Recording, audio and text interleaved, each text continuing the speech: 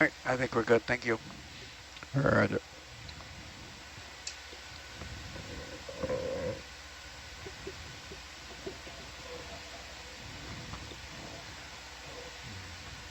Comparing this dive from yesterday. You just want to keep it moving, Dan? Yeah, keep it moving. Bridge and a half. Put Adeline on top of me. We are just 20210. we are just now about getting to our Let's do starting 20210. from yesterday. We started at 2100 yesterday, right? Or 23? Yeah. I don't remember. It was somewhere in the 21 or 2300 range is where we started yesterday. Yeah. So we're just now getting into a comparable depth zone. Oh, yeah, okay. But in a lot of ways, this has been kind of a similar level of low to medium abundance, moderate diversity with kind of a consistent, a few corals every couple meters. So that's a glass sponge skeleton there, kind of oddly shaped thing that has become manganese encrusted. At what point do you consider it a fossil? Once it's manganese encrusted, I think it's fair game to call it a fossil.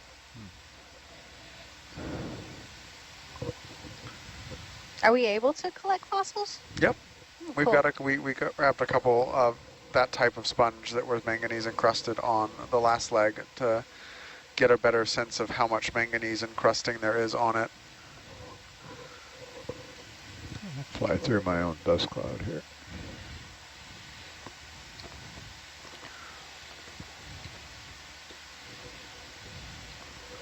And a couple times once we get into like carbonate and sedimentary rock, we've seen just ammonites and other types of fossils just in the side of the rock before with the ROV.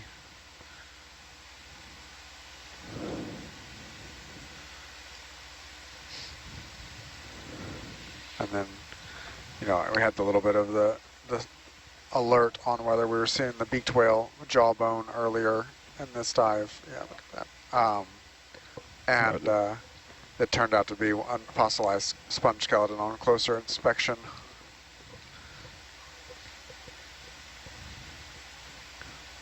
Not sure what this purple thing is. Maybe a sea star. Looks like it might be a slime star. Pteraster. Say it again, slime star? A slime star. Okay. What, are we classifying Pokemon now, or? Is that a Pokemon? I don't know. It sounds like it could be. Push an ember. Yeah. So that's my best guess. So slime stars create a bubble of slime around them as a defense mechanism. This one looks extra squishy. I know. Yep. It's just. Good. Ooh. Right? I think that's good on the star. There's something fuzzy out of frame to the bottom right that I'd like to look at as well.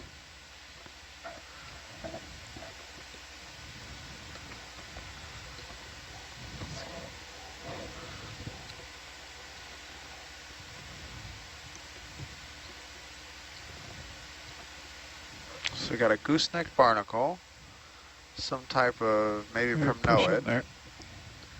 Copy.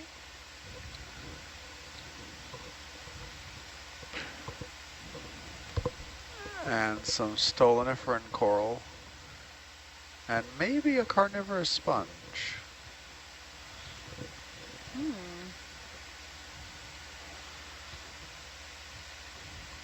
All right, thank you.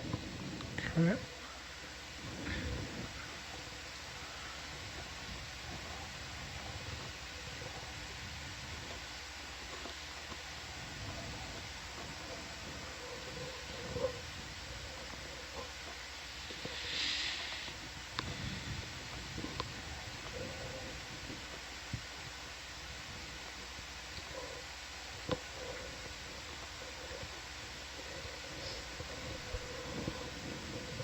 Is that a tunicate there? Yeah, I think it was.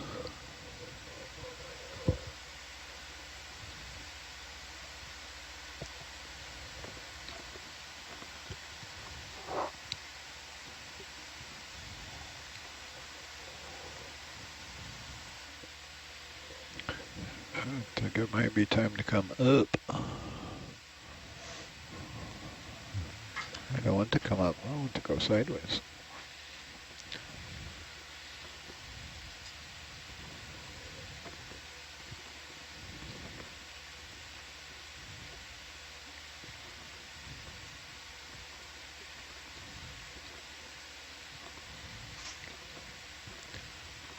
I keep saying 2 more meters, and I'll come up.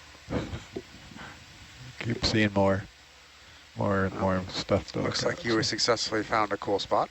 Yeah, Hmm. we've got a lot of stuff coming up here. Wow.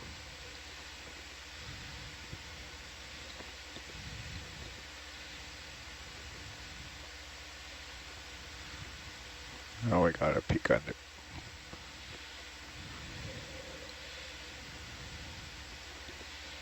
Peek under and then we'll come up.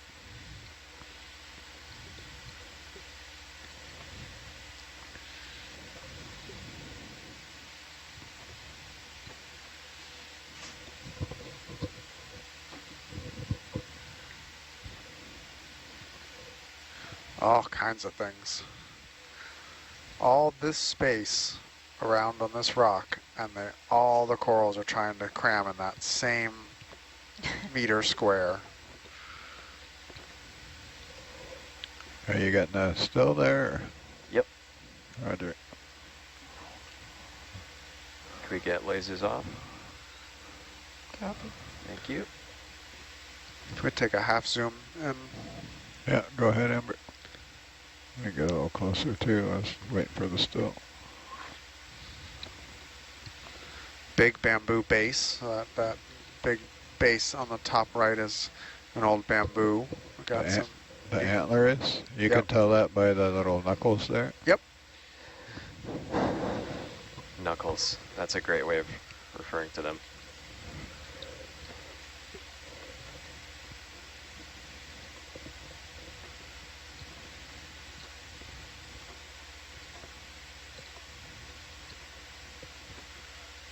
Ouch. All right, I think I've seen enough here. We can keep going. Roger, I'm gonna come up now. I pretty much have to come up now. You wanted Atalanta right on top of you. I did. There it is. Thank you.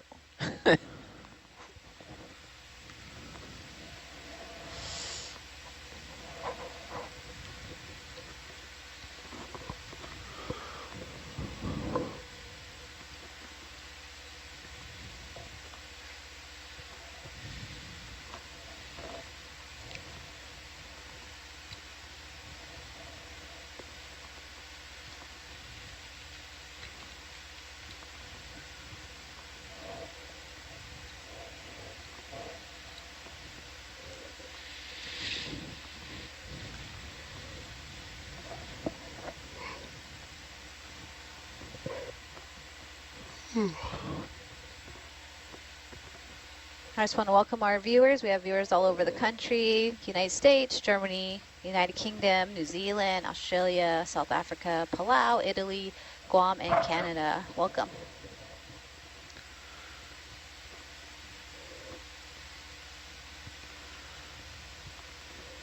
Quick zoom fish. Go ahead.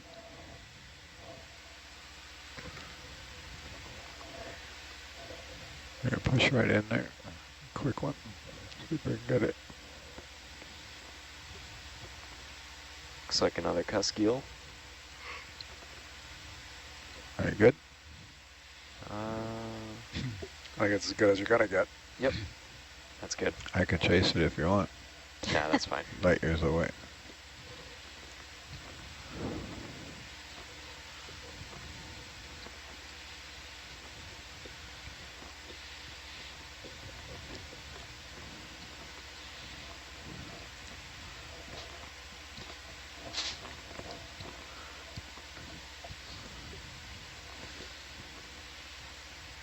That mud on the porch is really annoying. I tried to get it off and I can't. I've Josh is sleeping, and I might be able to shake it with a manipulator, but he gets really angry when I do that. Got to make sure he's watching in the shop. I'll hear about it. But Should keep a Can little we- broom. Zoom there, please. push in there a little for us, Amber. Copy.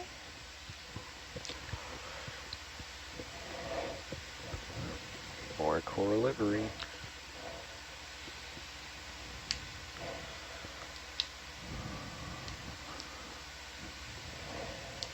Kamikaze pickle star too. Yeah.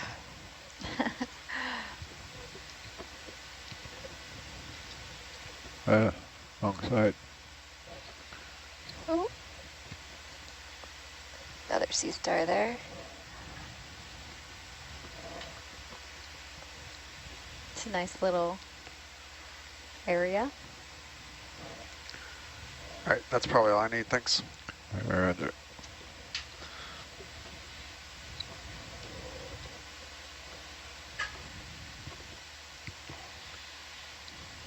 Oh, look at the Romilogorgia. Can we take a quick zoom over there? Roger. It's a very Chrysogorgia dive.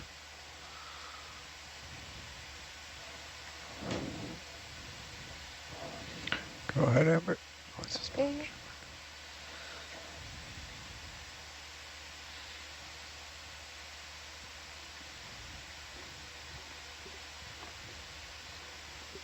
All right, that's all I need. Thanks. Okay, you can go in.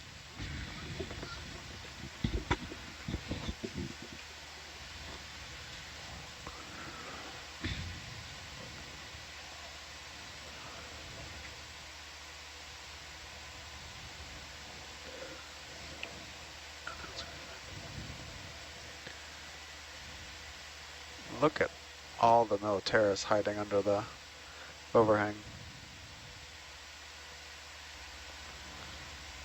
Wow. That's pretty. Except for the giant dust cloud. Oh, sure, I did that.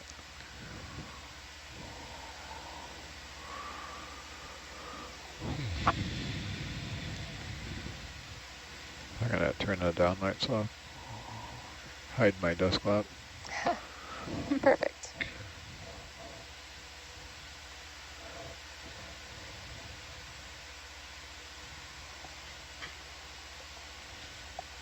We have some audience who are inquiring about some of Nautilus's greatest discoveries. Anybody want to talk about that? I think we just had one.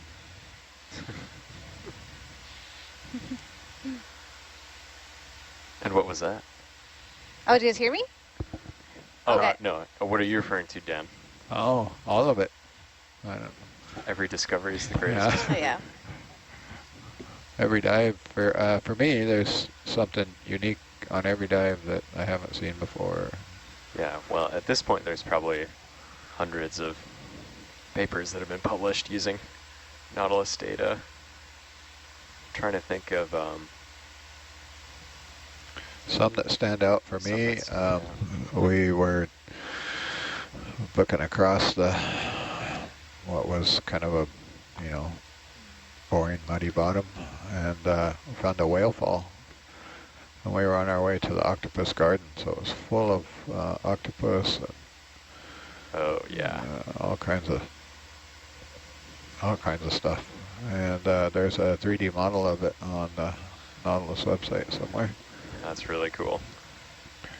And the octopus garden was just out of this world. It was on an old dead seamound, but the temperature is just a little bit warmer in all these trenches. So, like, for as far as you could see with Hercules and Go, there was brooding octopuses. It's off the coast. I think it was off the coast of California. San Yeah, Francisco Davidson somewhere. Seamount. Yeah, Davidson Seamount. Yeah. Thank you. And you can see that octopus garden in Planet Earth 20? 3? Planet Earth? Yeah, I think Bridge, it's Planet bridge Earth. Planet nav. Earth Let's do another Yeah. 210.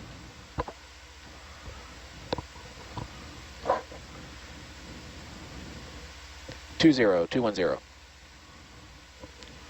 Those are some of the, I think, larger ones on our off the up and down the west coast for several years. We did all the marine sanctuaries up and down the west coast every year. And Nautilus has also found a fair number of shipwrecks. Yeah. I don't really do shipwrecks, so I don't remember what they all are, but I know that there have been a lot of shipwreck work too. Yeah, we did, what was it, last year? They all run together. Last year we went and looked at all the carriers from the Battle of Midway. Yep. That's, yeah, cool. That was crazy. Spooky. Really just, you know. And interesting to see how well preserved it was too, because of the depth. Yeah. There was was the still depth? wood on the planks, like the wood plank for the carrier. It was just so surreal looking at that stuff so closely and imagining what the sailors and the people who were on those ships and airplanes went through. And it was also really great having the contribution from marine archaeologists. Mike Brennan was on that. Yeah. What ships did you dive on? The Akagi and the Kaga? Yes. And then there was another U.S. one. I'm spacing the name right now. The Wasp? No. I keep wanting to say Independence, but it's not that one. No, that was Independence. California.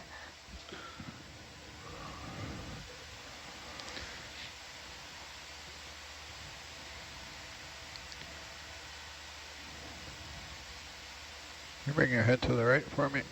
I can't. You're pulling me a little I'm bit. pulling you? Yeah. Okay, I'll come back. The Yorktown? Yes. Yeah, that was it. That was it. That was the one that sunk there. We came off the feature there, dropped into a hole here. Yeah, pretty stark terrain transition there. Ooh, I know what to do. I bet it involves an orbit. I feel seen. Yeah, look. So let me get you in. There you go. Yeah, there's a pit like just directly below you. Do a sweep.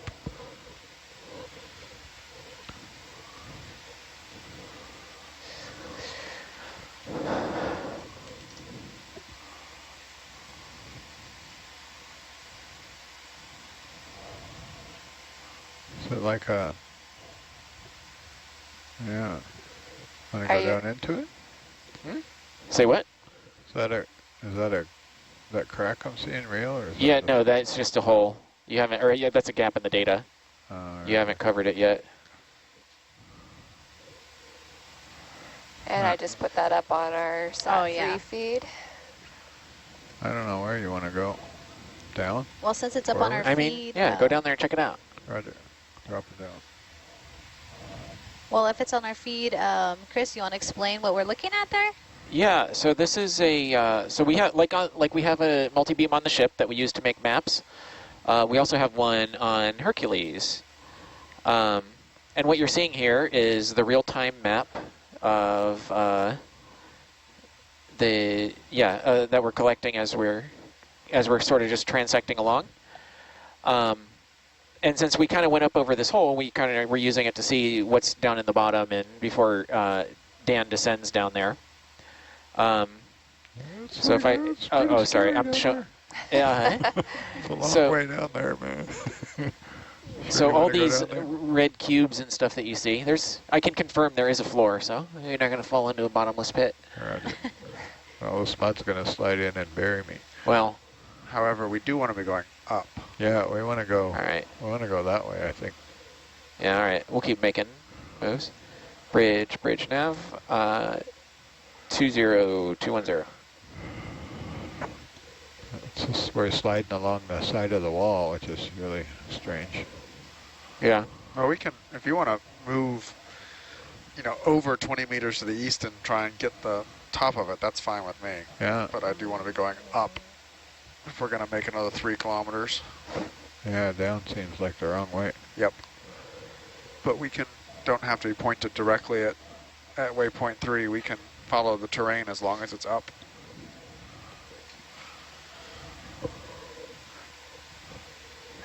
But does it come up to the southeast, Chris? Say what?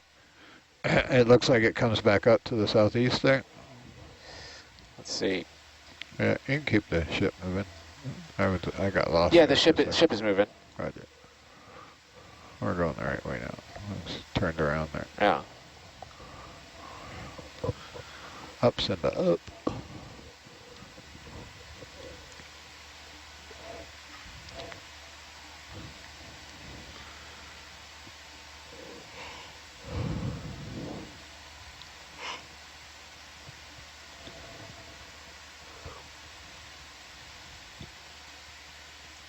Jaden, do you mind if I push in a bit on your Atalanta view?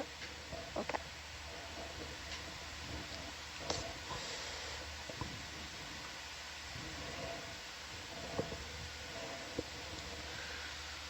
So for those of you who plan your day schedules around Nautilus dives, we're going to be on the bottom for another, or in the water for another 10 hours or so.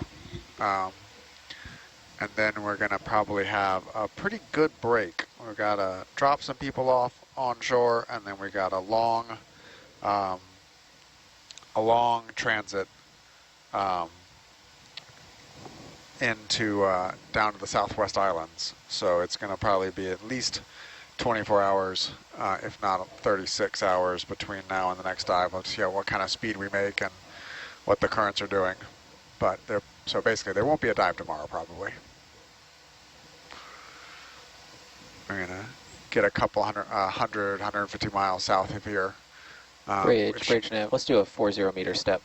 Which might really fundamentally change some of the seafloor we see in the baited camera deployments that Harold and Jeff were doing out here with National Geographic earlier. They saw a very different set of beta tending fauna Come down a few in the meters. Southwest Islands from I up only here. have 2. You got 15. I'm I mean coming the down. delta. Okay. Carol, do you want to talk about that? Yeah, I'm coming down. All Yeah, right, full so wide back on you in now. March, there was a cruise here in Palau with National Geographic Pristine Seas, and Jeff, myself, and Aaron, who's also in our lab, was It's this involved one in you that. gotta watch. And we dropped these baited cameras all around various features in the Southwest and in the main island. And Yeah, the baited cameras basically I stayed was on the coming down, seafloor so- for 14 hours and recorded video of animals that came up and investigated the smell of our bait that we placed on the bait arm of the camera. And we annotated all those videos, and those tools are designed to look at a pretty different fauna, a different community than ROVs. ROVs are great for looking at these sessile animals that stay in one place, corals, sponges, that kind of thing. But the baited cameras are great for looking at things that might be scared of an ROV or are more sparsely distributed and might, you know, avoid the lights and noise that an ROV creates. So they're two different complementary sampling methods. And when we've been looking a little bit at the results from that study, and the communities do seem to be, they have some differences between the main islands of Palau and the Southwest Islands of Palau. So it'll be interesting if we see any other differences in the sessile communities. Are we going to see different corals and sponges? I don't know. We'll see. Yeah, Stay and tuned. the currents down there are very different. The surface currents are substantially stronger and actually move a different direction. They move counter to the current regime we're in right now. That doesn't necessarily mean those currents reach all the way to the seafloor. So that's an interesting question about how much influence strong surface currents have on deep sea ecosystems. But the primary production down there, due to the equatorial upwelling, is about 50 to 100% higher on an annual average. So there should be a lot more food availability in the Southwest Islands of Palau than there are here in the deep sea communities. So I'm going to be very curious to see how different it looks down there.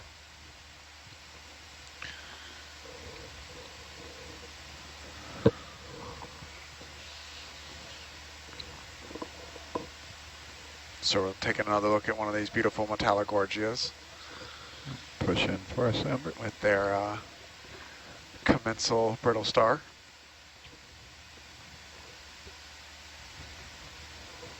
Or commensal, we don't, commensal symbiotic. What's the difference? Commensal think you said relation, it before. yeah, commensal relationships are where one partner benefits and the other partner is unharmed. A mutualistic relationship is when both partners benefit. And generally we tend to think that the brittle star coral relationship is mutualistic, but we have somewhat thin evidence for that. Or thin's not the right word. The evidence is pretty strong, but it's only in a couple types of coral in the Gulf of Mexico.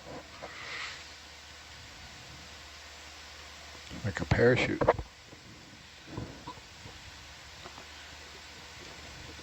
Or like an umbrella.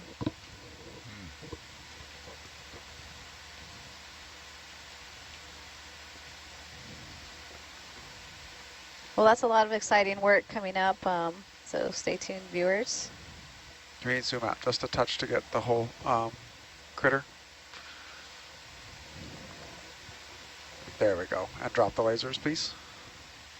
Yep. Hang on.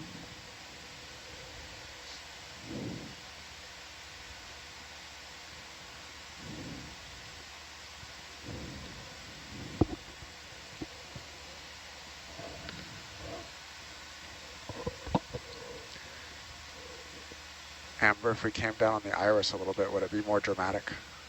No, just darker. Never mind. I was hoping. Why? Yeah, we'd have to be pointing it up towards Yeah, the sure. deep dark. I could probably turn off the downlights. I don't know if it would also be darker. I'll wait till we get about 60 seconds.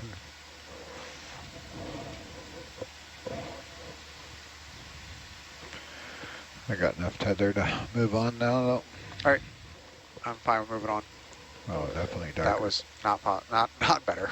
Not dramatic? Yeah. Oh. No. Now it just is weird. It's artistic, guys. Come on. Well, like you got the background blurry in the front. Yeah. It's a filter. All right. I'm good. Okay, thank you. Brian's over it. Okay, moving on. Oh, sorry. Now You're blind. okay, you're okay. Bridge nav. Another 40210.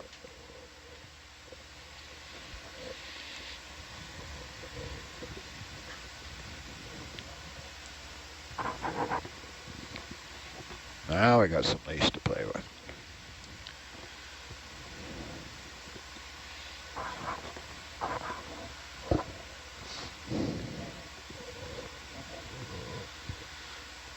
Here's another sea cucumber. This is the first sea cucumber we've seen in a little while. What's that like big red spot at the end? Its mouth. Oh, Well, its mouth parts. It's 2 feet near its mouth. It's not technically its mouth. do a quick zoom while we're... You ready? Yep. Okay, going in.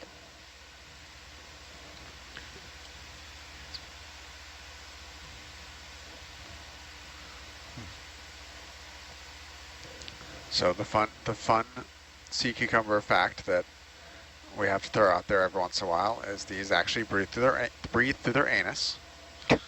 Do they? Yep, they do their gas exchange from their anus, not their mouth end. I guess their mouth end's always full of food.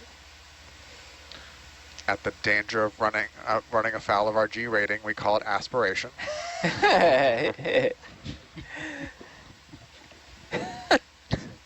Oh, the 4-year-old in me is just loving it. 6-year-old maybe. Okay. You good? Yep.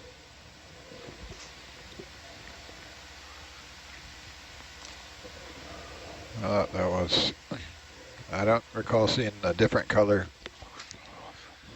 Strikingly different color purple there. Usually they're like all one color. Are there like some organisms that like to live inside the sea cucumbers? Which Yep. ones are those? I don't know how much, I don't know in the deep sea how much that is, but there definitely are fish Yeah, with shallow symbiotic water. relation in shallow water. It's called a pearlfish. Yeah. Oh, the pearlfish. Okay. Yeah. Oh, yeah. And I think actually my first time in Palau earlier this year, I did see a pearlfish dart inside of a sea cucumber's butt. Come up. There are Come up. Come up. often, we see scale worms or polychaetes living on and around the sea cucumbers that might be a similar relationship.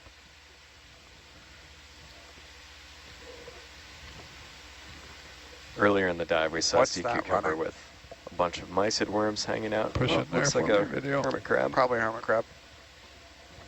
Really on the move.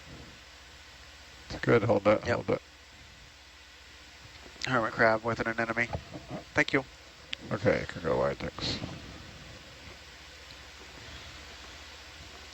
So that's common for shallow, not deep Ooh, it's soft. cucumbers?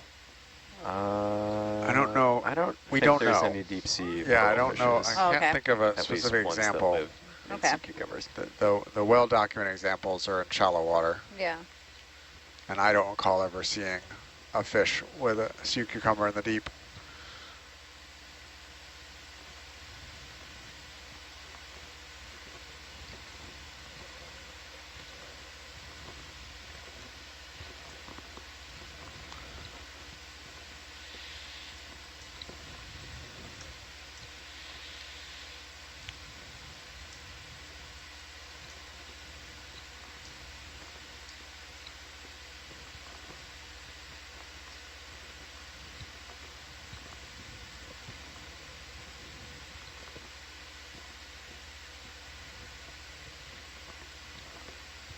Just take a quick look here, please. This one? This one right on the lasers. Go ahead. Push. You can push in, please. I see it now.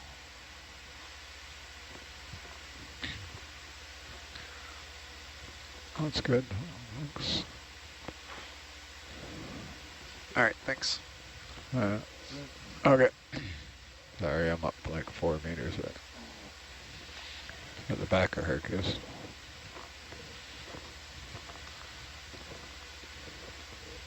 There's a protoptilum sea pen. Bridge nav, another 60 meters. Cup coral. Another Metallogorgia. This has suddenly become the zone of Metallogorgias. Saccocalyx.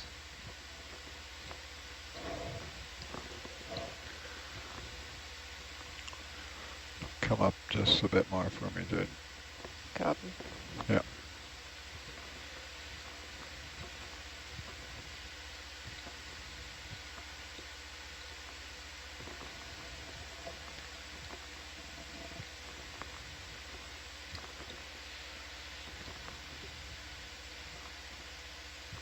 Another little black coral in there.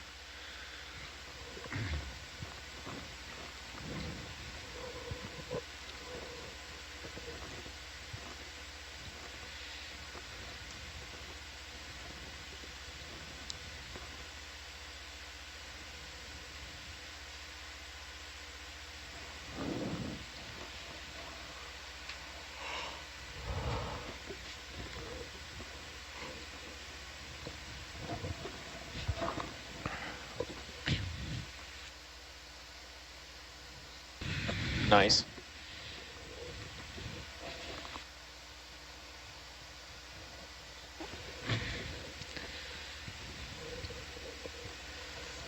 There's a shrimp. This hasn't been a very shrimpy or fishy dive. Jeff promised me fish when we talked about all the sediment we expected to see.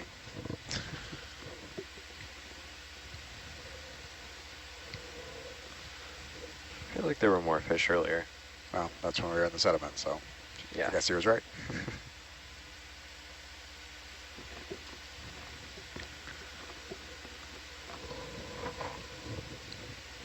All these nearly invisible Metallogorgias. The easiest way to find them is the shadows, actually. If you look for the coral, it's hard. If you look for the Yeah. shadows moving on the seafloor, you can kind of know there's something in the area and then focus on the actual coral. The brittle star also helps. It does.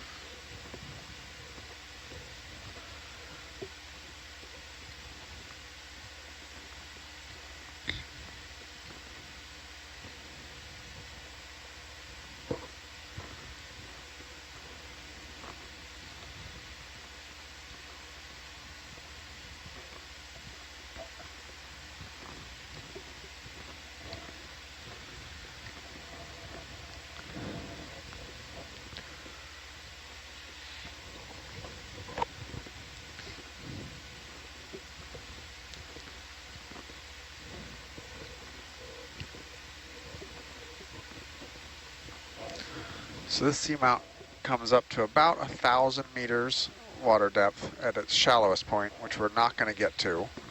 We're trying to get to a kind of second smaller summit a little bit on the northeast side of it that if we make good time, we'll get there at about 1,270 meters, which we're on track to do if I don't get distracted.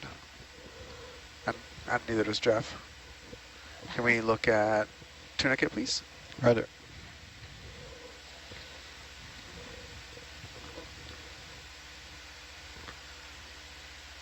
So another hamburger.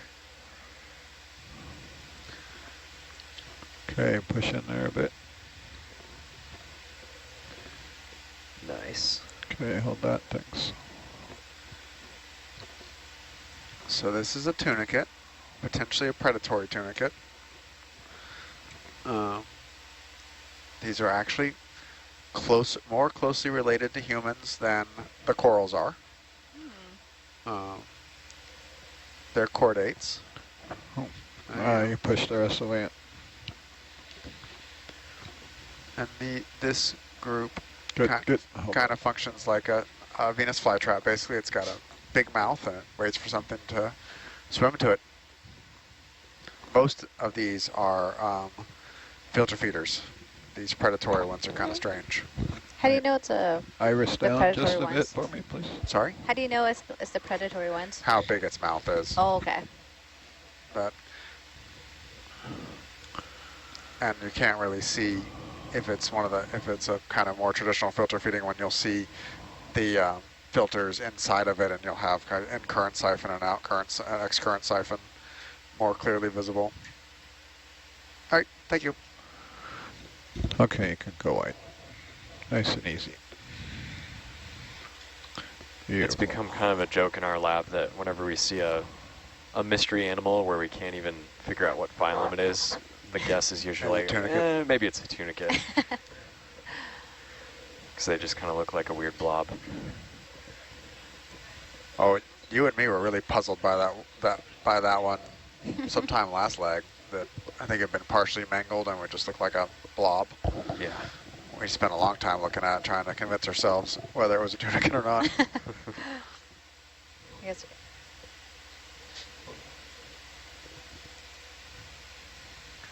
That even happened while we were snorkeling in Palau. Yeah, the dove down little and saw colonial something. tunicates. Yeah.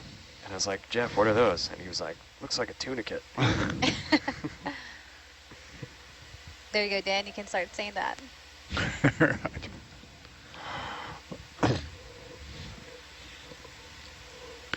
I discharged the bus, man.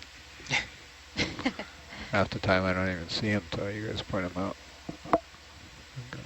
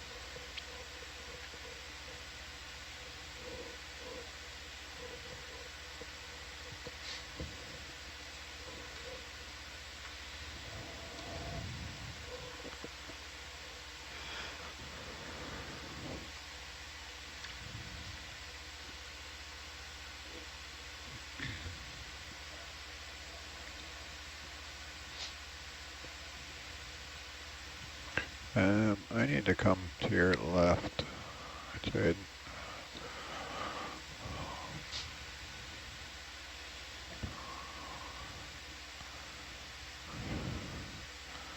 Not sure where that is, but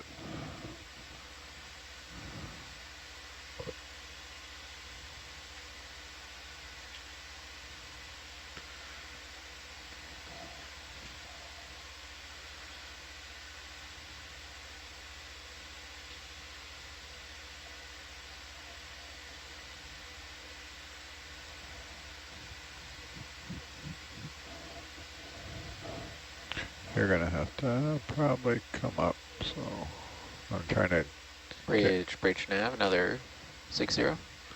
trying to get you so your sonar's looking into the hill. We're not, you know, you're not scraping along the side. I'm out in front of you.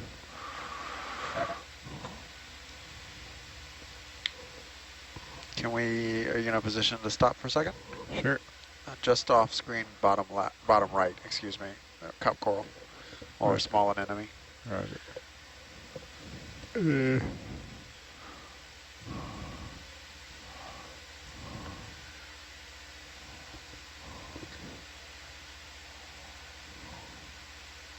have to back up a little bit more. I was not quick on the draw asking for it. All right. Just gotta put up with that mud coming off the porch there. Yeah, where'd it go? I lost my... I turned right. I know you turned did. Starboard 90.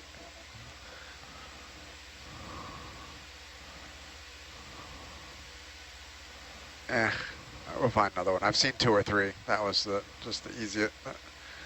So we'll find another one. Should, in theory, come back the same path there. So when you point out the cup coral, what exactly are you looking or hoping for to see? Oh, just we haven't gotten a good look at it, and they're picking up in abundance. So I wanted to get a detailed look at one, just so we had a better sense of what it was. The cup corals, you just kind of see little dots on the seafloor, and you know it's a cup coral or an anemone. Where'd it go? All right, let's keep going. I'll find another one. Or maybe I hallucinated it in the first place. Should be going over the same path in theory. In theory. Maybe I didn't see one. Maybe I saw the shadow of that sponge or something.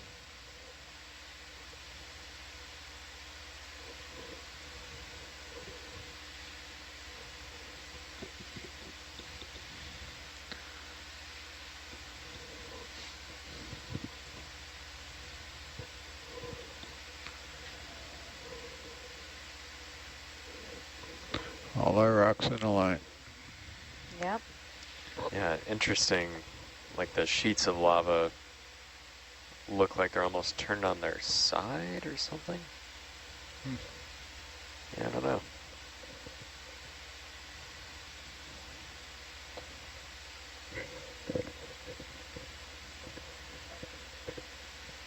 Can we look at purple, please, real quick? Roger.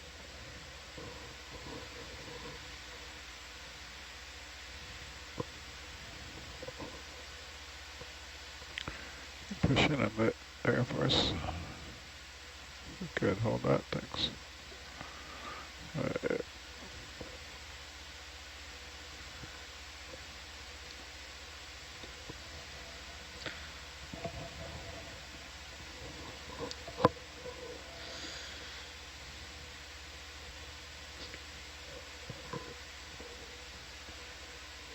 You want it tighter? It's You gonna can push fly. it a bit more if you want. It's not going to fly.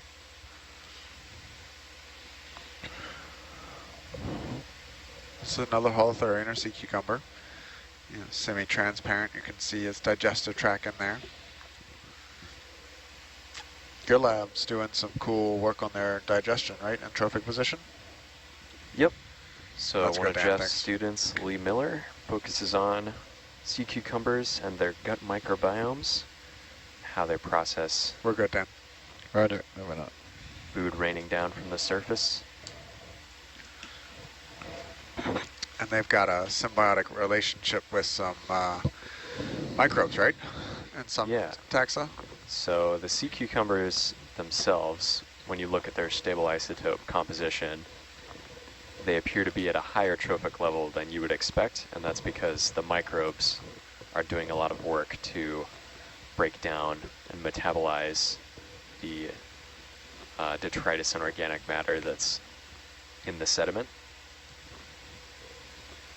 So that changes how we view the ultimate fate of carbon coming down from the surface into the deep sea, and whether or not it gets sequestered or whether it gets remineralized and ends up back in the surface pool. So the abyssal food web is not super well understood because there might be these interactions and pathways with microbes and animals. And how do you use stable isotopes to tell what rung on the food ladder you are?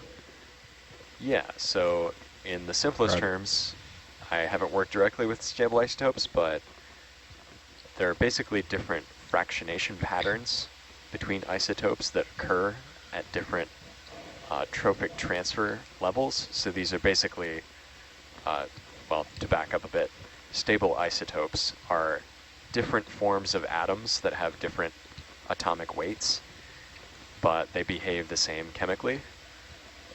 And certain chemical processes favor heavier or lighter isotopes, and those chemical processes take place during growth and metabolism. So there are certain isotope pairs where you can say, oh, the isotopes have been fractionated or separated this much because they've gone through this many chemical reactions that favor one isotope over the other. So there are certain isotope pairs where you can say the fractionation has gotten pretty large, so this animal might be at a higher trophic level. The atoms have gone through more metabolic reactions. Push in there, please. And these are the atoms within macromolecules like carbohydrates and fatty acids.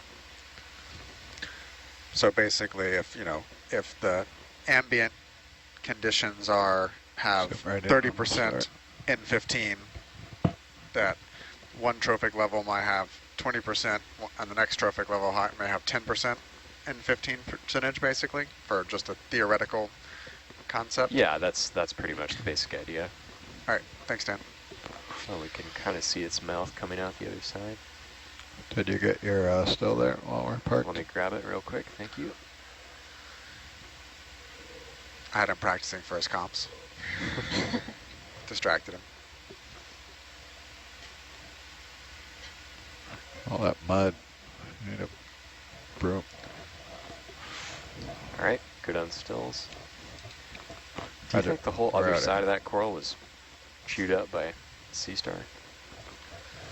It's always hard to say, but Yeah, I don't know. looks I think normally, suspicious. I have to say that normally I don't generally attribute broken branches to sea stars. They seem to eat the tissue off of the coral, but they don't seem to hurt its skeleton, at least from what I've seen. Yeah, but I wonder if the branch is more likely to break if it's After it's stripped dead, of polyps. yeah. I think that makes sense. But those Calyptrophora often seem to lose some of their internal branches. I don't really have any mechanism for that, but that's not an uncommon look for them.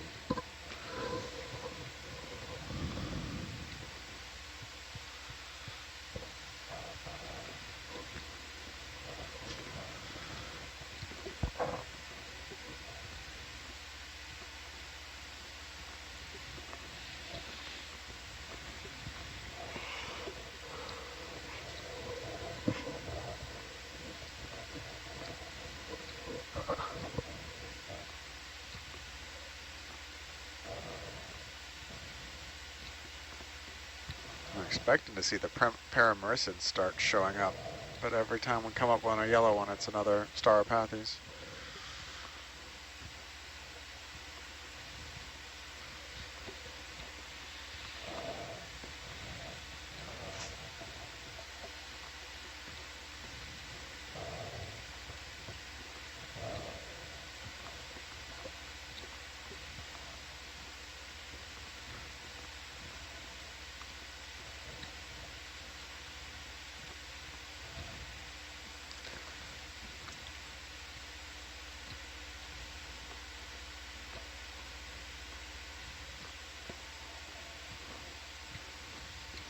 More corals under a rock.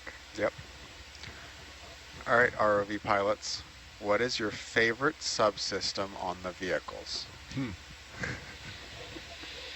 We know what, I didn't ask Chris because we know what Chris's is.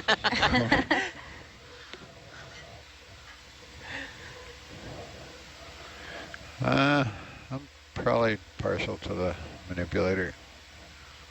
It's because I built them for many years. Traveled around the planet fixing them. Kind of how I got into this gig. I have to go with thrusters.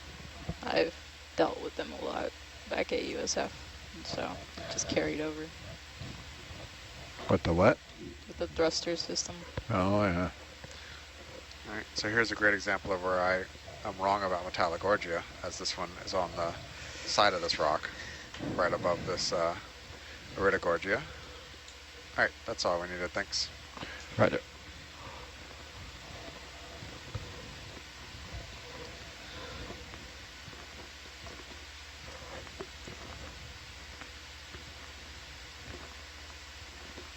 Dan, you mentioned the partial manipulator. How long have you been working on that one?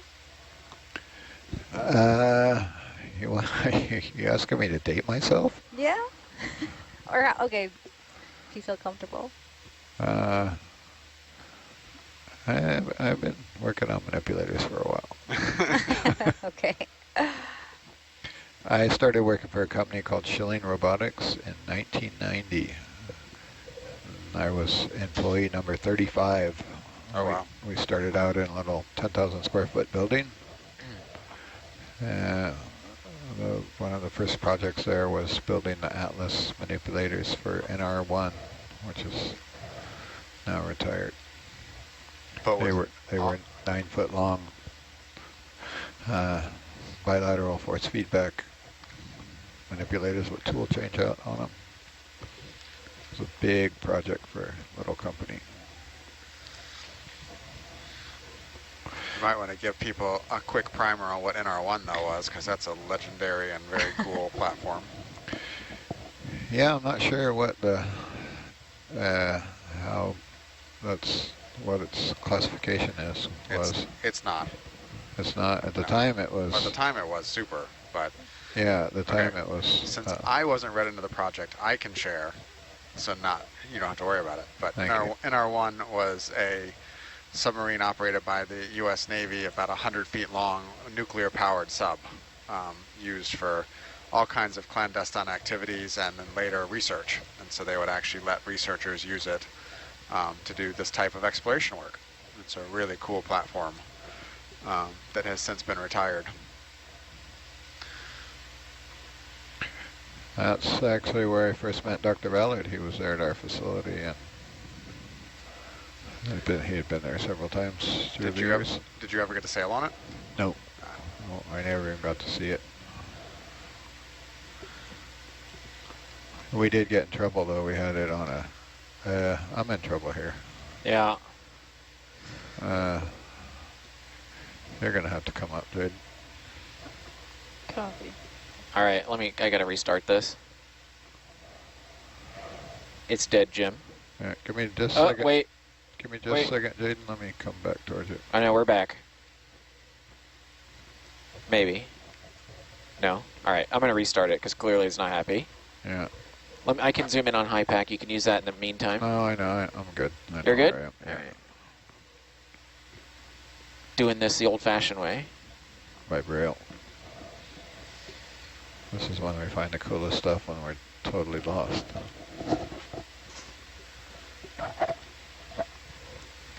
Okay, Jake, you can come up now. Copy. If you come up and look down, that'd be awesome.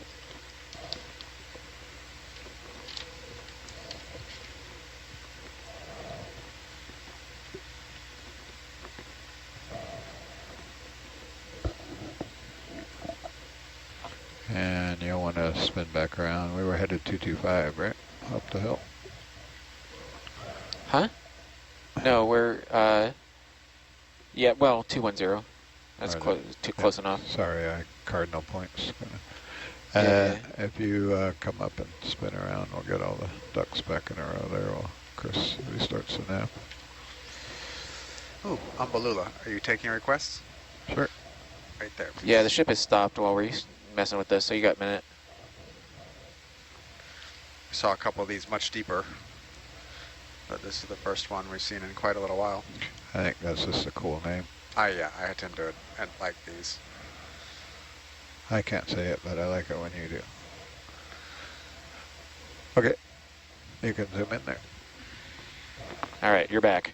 Roger. Hey, right where we should be.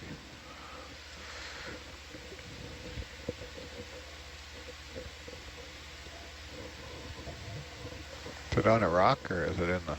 No, these are sea pens. They're probably in the sand.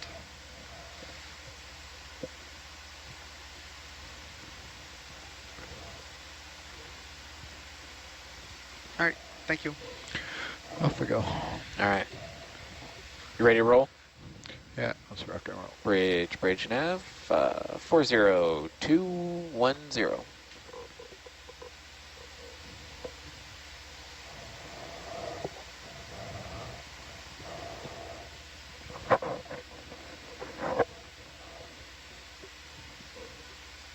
Vámonos.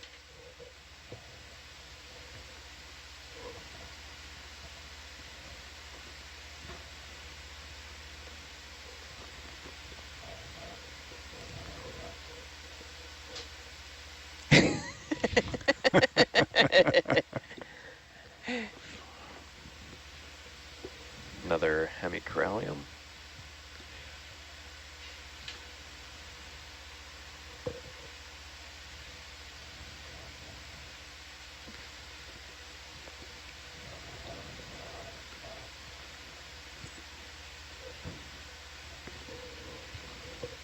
How's it going on video, Amber? It's great. Is that Love your the view. cup coral there? Or Yeah. Is that a... Yep, let's take a look at that.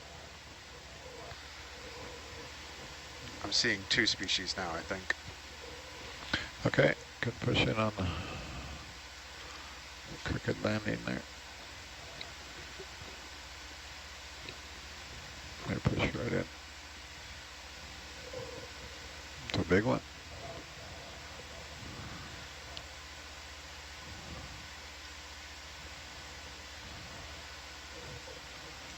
All right, full beans. All right, All right, thank you very much. off we go.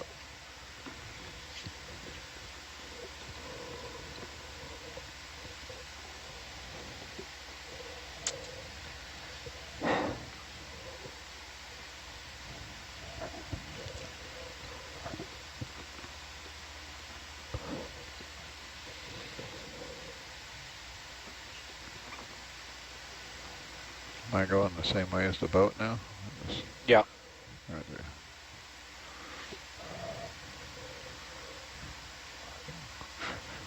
Atalanta is a sonar target. Worth investigating.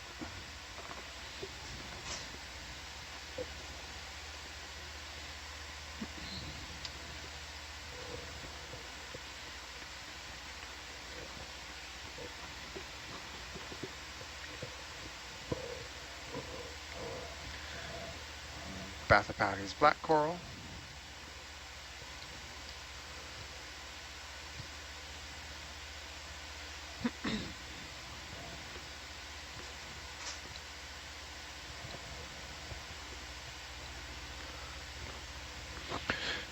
Somebody asked earlier if I was familiar with the animals. I play a little game at times when I have the bandwidth to spot it and see if I guess right. I don't say it, but I do it in my head. Once in a while, I'll get them right.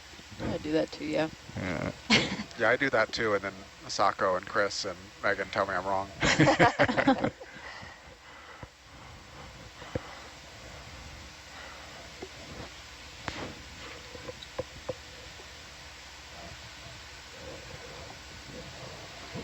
I think Steve just tells me I'm wrong just for the fun of it sometimes, even when I'm right.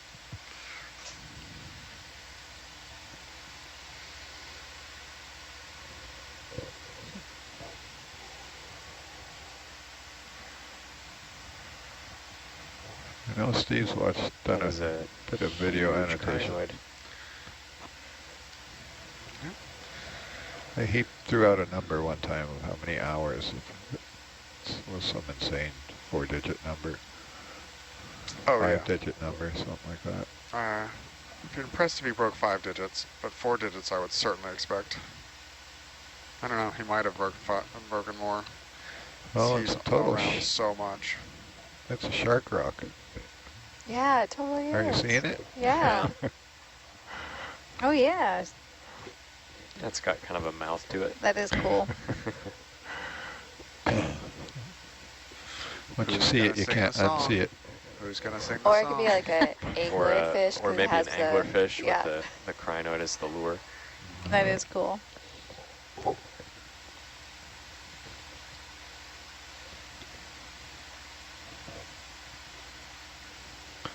We can be silly. We have a huge younger audience. Some silliness required. It's a silly mood today. Here's that sonar target that Jade kindly highlighted for us. funky There rock. are whips either side, left or right, that Yeah. I'd like to look at. Right, looks like it hangs over a bit. One of those, please. Yeah, right. Push in there for us, Could Andrew. it be Swiftia? Copy. No, No? definitely not. Black coral? That's good, thanks. I think it's Stickopathes. Yeah. Bonk. We can go closer now if you want. A little bit, yep. Get the polyps. All right, this one is. I'm hoping Tina's going to tell me, because she just logged into the chat, but I think it's Stickopathes.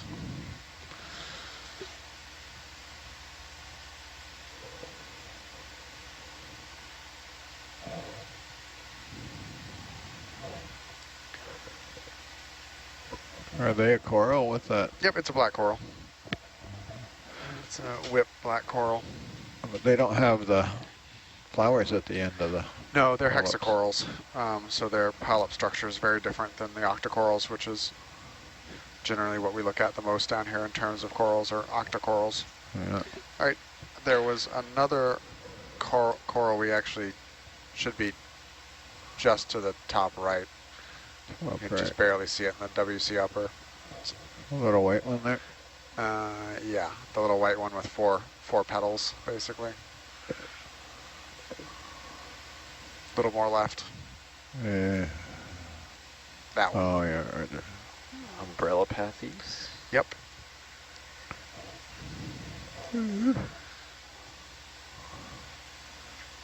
Push in there for us. Get my trim back on here.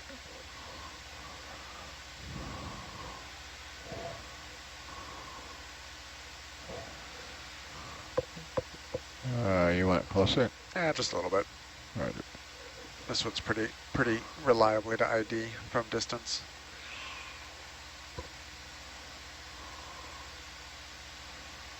All right, I think that's good. Thank you. Right. Apparently this is one that Daniel described, according to Tina. Wow, great shot on the Atalanta camera right now.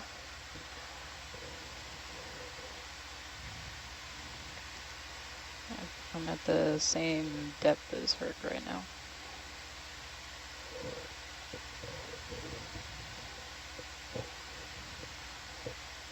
Getting some huge crinoids.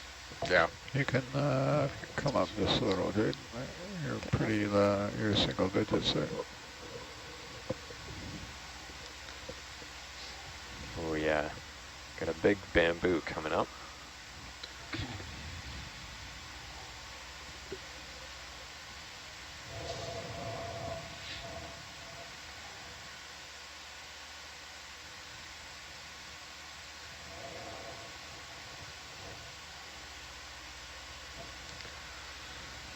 Oh, wow.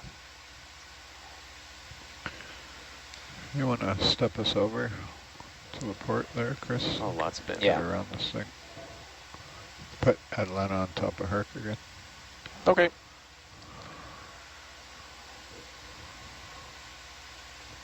Lots of coral life. Bridge nav to 0 meters, 295. Hey, Rachel, are you listening? I think Rachel's in the studio right now, In the where? She's doing a live interaction. Oh, right. or something with the computer. Could we zoom on one of these bamboos? Sure. Or this one? Yeah, dial the trim in here a little bit. Let's float, Herc, float. Okay, go ahead.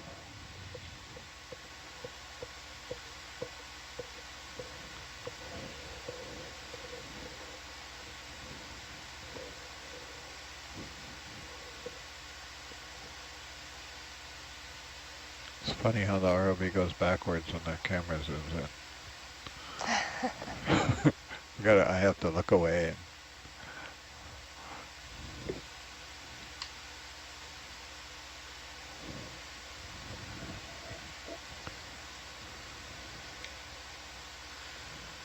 All right, that's good. Thank you.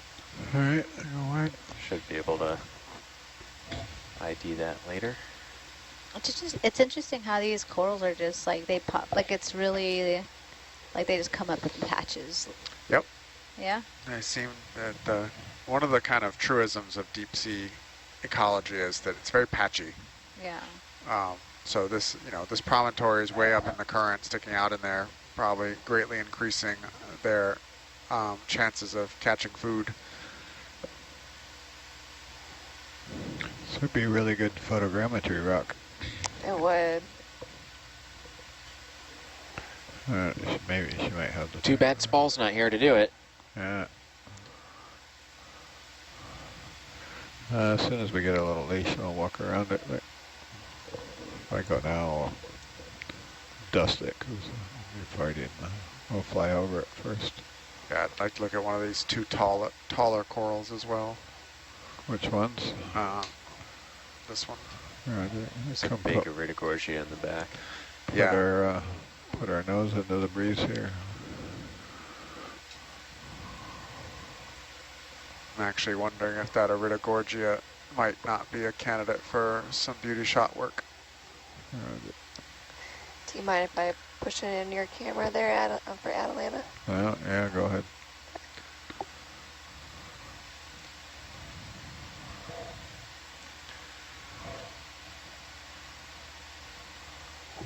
Which one you want to see there? The big one. Roger. The big one first, and then potentially settle in and do something pretty with the spirally one. Roger.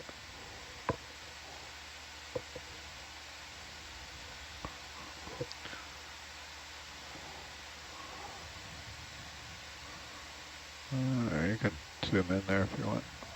Pretty stable on the breeze here.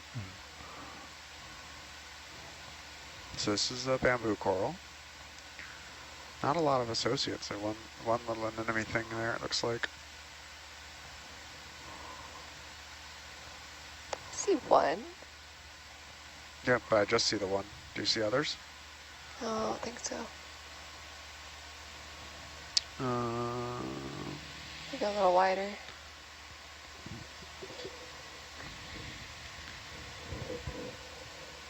Do you see nodal branch or unnodal or internodal? Looks internodal to me. Okay. All right, I think we're good with this one. Thank you. Roger. Yep, definitely internodal.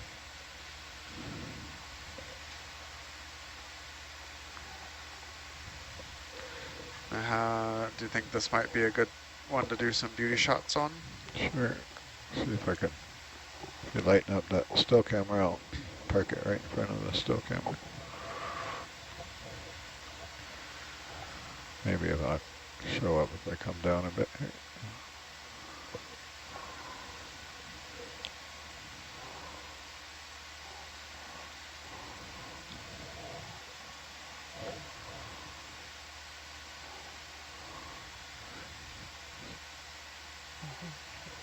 Is it dark because Oh, I see it coming in. Yeah.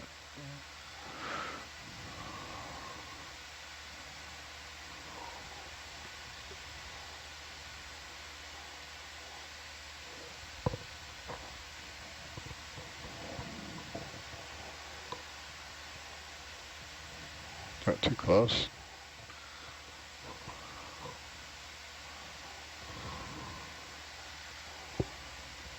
There we go. We're getting there. You really like those high f-stops. I feel like it cuts down on the blur just a bit. Yeah, But that I is could true. be wrong. It probably does. You get a Tilt up a wider little. depth of field at a Good. higher f-stop. But you also get grainier pictures at higher ISOs.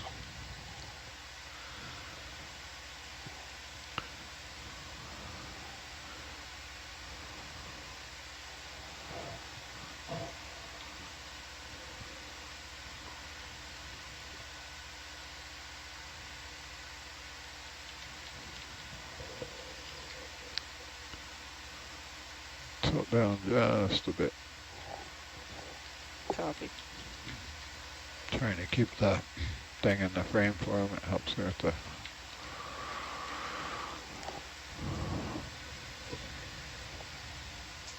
Do you have any input on the settings, Brian? Or should I try some different ones? I mean, I'm a big fan of take the ISO down to like, not the ISO, excuse me, the f-stop down to like 7. And I know it's easier to bring up underexposed things than overexposed things, Yeah. but I like them a little brighter than, there we go. I would now drop the ISO.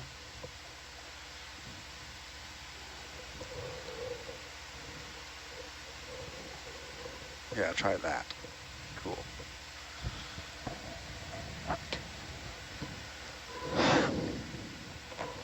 Thank you all for watching us, nautiluslive.org. Right now we are currently at 1,917 meters. I think we got a lot of possibilities before we fly away too much. Can we look at one of these kind of close? Roger. Sorry, Kim, I didn't mean to step on you. It's okay.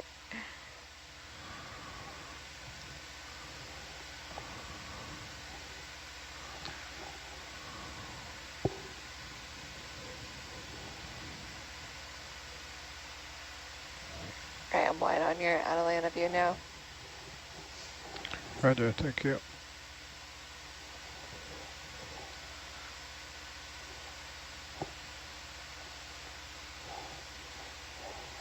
Can we do partial zoom from here? Yeah, Or- you can fill your boots there if you want. Or you can go ahead on the partial there. Copy.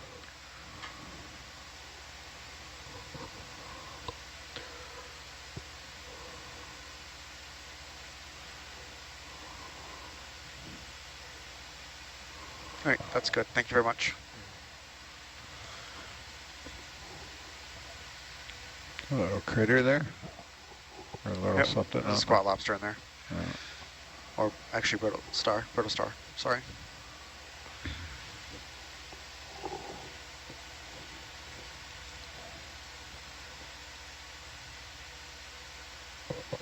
Got that shot.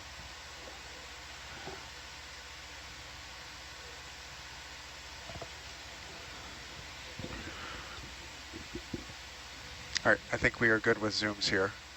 Roger. So if you want to do a pirouette around, Yeah, I can walk let's around. depart. See, the other side might be a bit breezy. Push us in, so it might be a quick sideways pass. Sure. Or, well, yeah. As long as we're moving, it won't get us. Tilt down just a bit for me, please, Jade. Copy.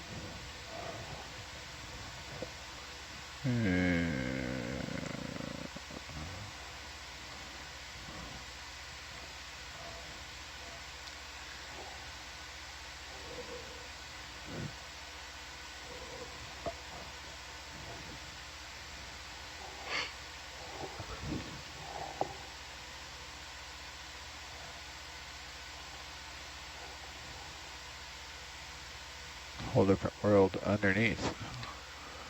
Yeah. What are those like blue ones called? Are they like bluish purple? I believe those are something militaris. They're coral too? Yeah. Okay. Is it Chrysogorgia militaris? It's something. It's not. It's Pleurogorgia, I think.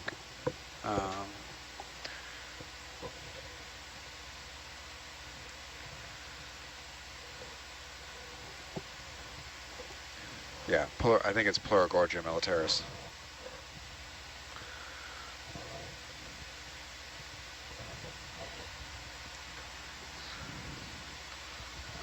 Pop up here and see if we got blown away or not. I think we're all right.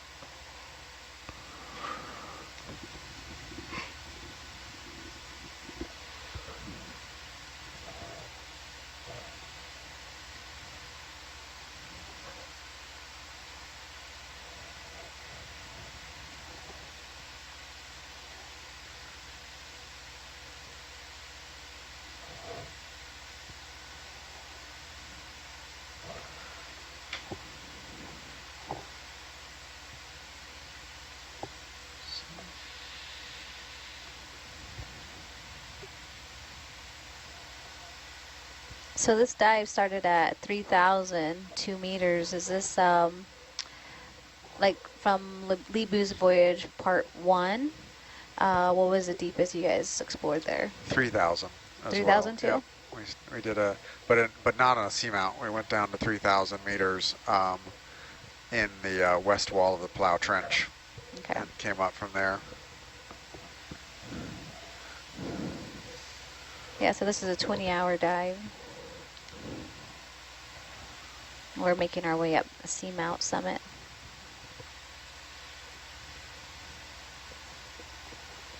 Okay, are you good with that rock?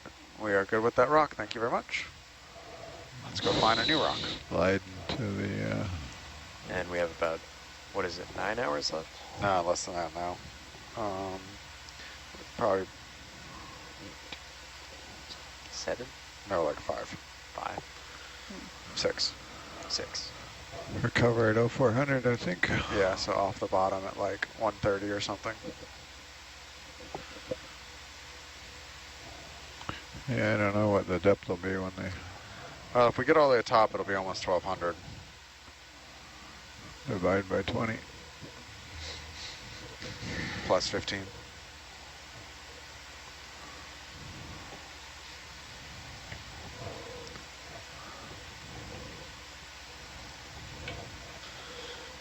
How you doing over there, Data?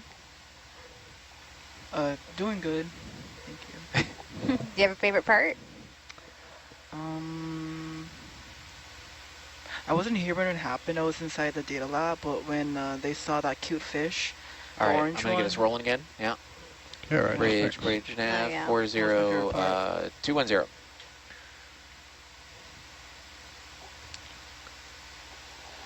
Yeah, everybody loves those chanacopses. I've heard them called 2 different names now on this. Jeff calls them something different, I think. What name does he call them? Chanacops. Let me see. Well, there's a couple different ones. Maybe, There's a Chaunex red and a one. Chaunacops. yeah, that's it. Wait, say it The again? red one was Chaunacops. Okay, Chanacops. What's the difference? They both have feet. Yeah, they're both Yeah. nominally frogfish, but Chaunax, let me see. Chaunax, I think, is a bit more flat. it's less transparent Or, yeah. and generally has a mottled color texture, and the Chaunacops are like semi-transparent with pimples. It's the best way I could describe it.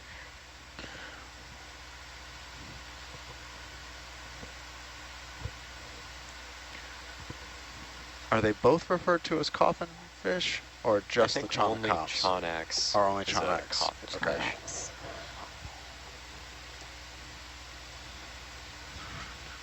That one sounds like a Pokemon name. Totally. Or a supervillain in a Marvel movie.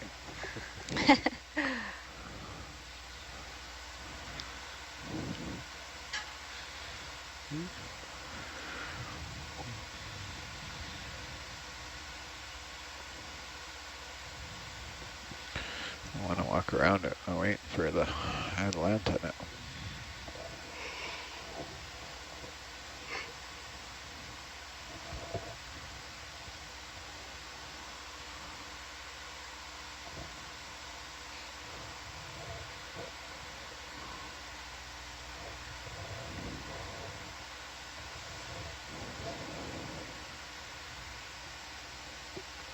Our viewers want to know how long has, I mean, you guys can answer.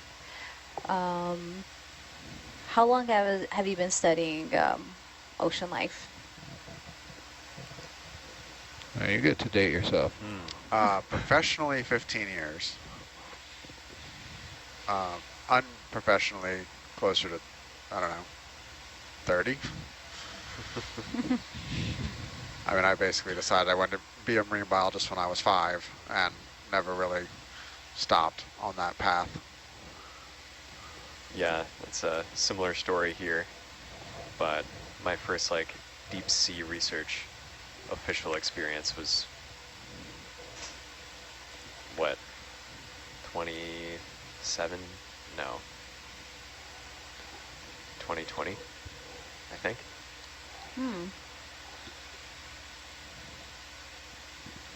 5 years old, that's early. Yeah, well, the ocean's pretty cool. Yeah.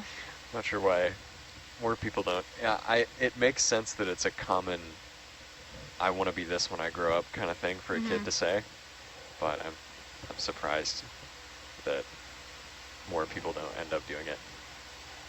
I will say in undergrad, we had a lot of people in freshman year say they wanted to be a marine biologist, and then they realized they had to take organic chemistry, and that number dropped quite a bit. Yep, Yeah, that's that's where I known. stopped. Everybody's like, yep. I used to visit Scripps, the Scripps Aquarium.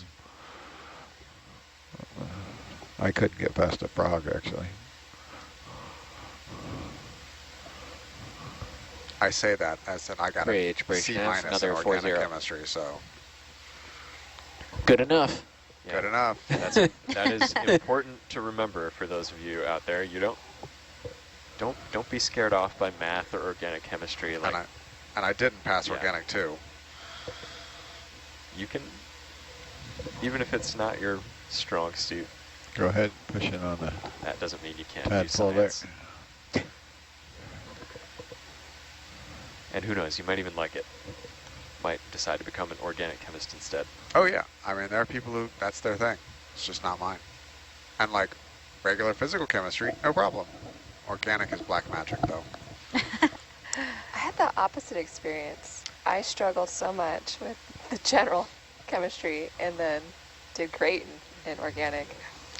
It must have been the teacher. I think Jump for the rock. part of it.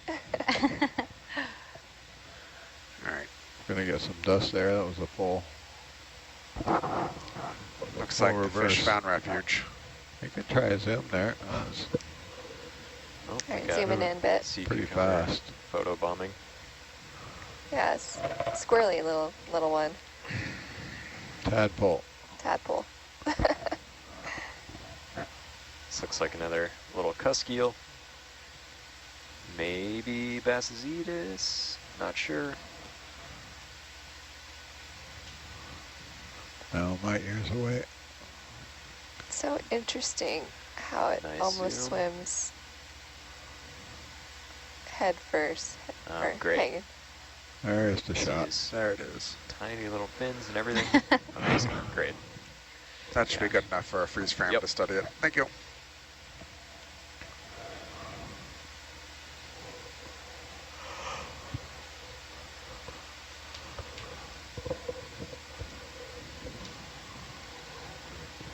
Pink blob trying to attack us.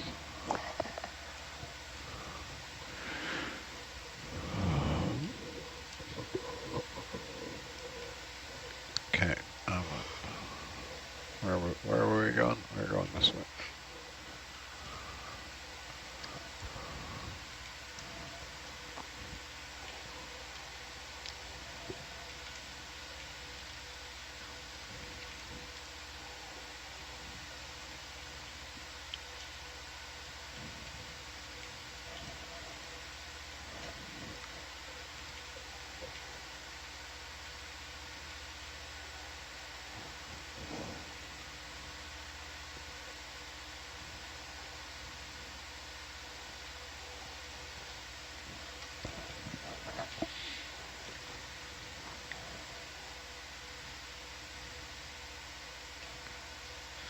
more of these Gillicrinus crinoids.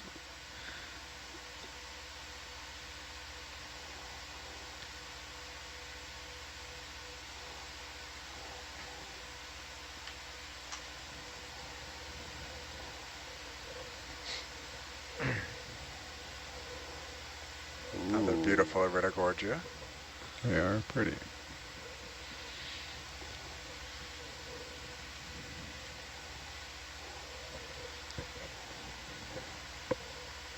Can you talk about the what do you call it? The stem, or what do you call the Stalk. stalk? Yeah. Yeah, so a lot of the Chrysogorgids have some kind of spirally main branch or stem or stalk. And on some of them, not necessarily this genus, but other genuses in Chrysogorgia, the pattern and the number of the angle between the different parts of the stem is a diagnostic of exactly what species it is and what the branching pattern is along the main stem. But many of them, not all of them, have some kind of spiral-esque symmetry. That's really neat. You'll see that the one Look to your left a bit, Jaden. when we see ones that don't have spiral symmetry, it kind of throws me for a loop.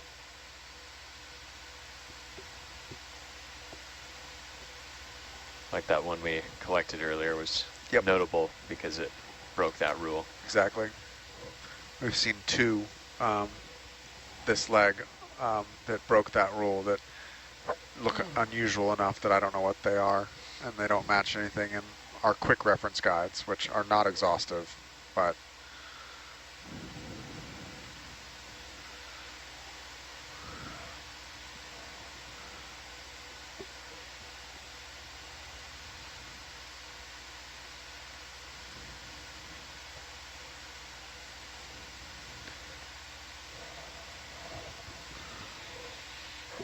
so we're getting How's our comps doing? They're all good. They're Steady, all normal. steady. Yep. Awesome. So we're getting up to an area of flatter terrain here that we'll be in for a little while probably.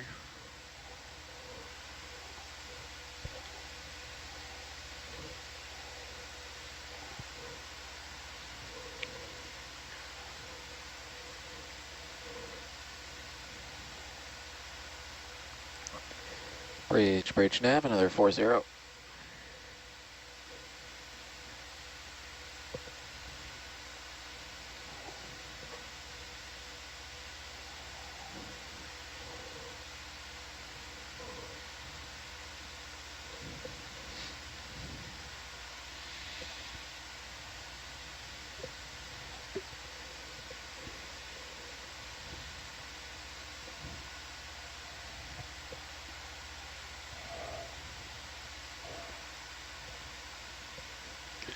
Here comes a fish.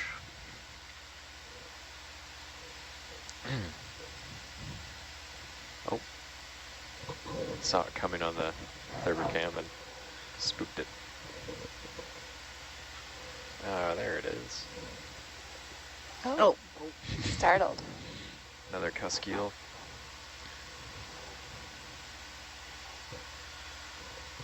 Is that positive ID or you need a Better shot, More please. zoom would be good. Yeah, go ahead, Amber.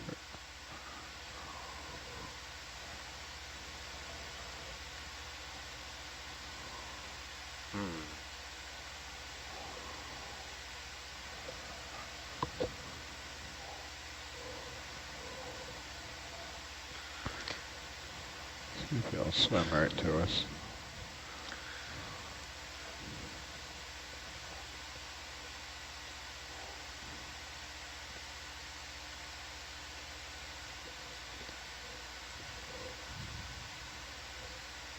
All right, I think we're good, thanks.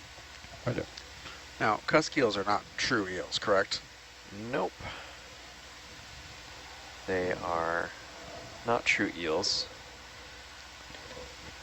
but they have an elongate eel-like body form.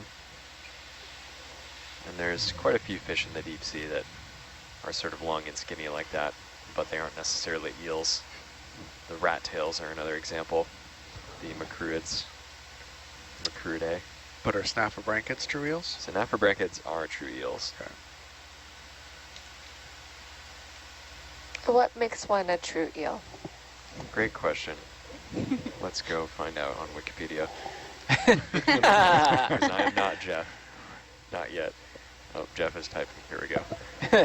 Makes me imagine Who an needs eel in a Wikipedia minute. when you have Jeff? Yeah. What makes you an eel? Have the same goals as an eel. True eels have a leptocephalus larvae and lack pelvic fins, among other things. So a leptocephalus larval stage, these eel larvae, I've seen them in plankton nets. It's basically just a long, transparent, ribbon-like body form with a tiny little head. That's what they look like as a larvae.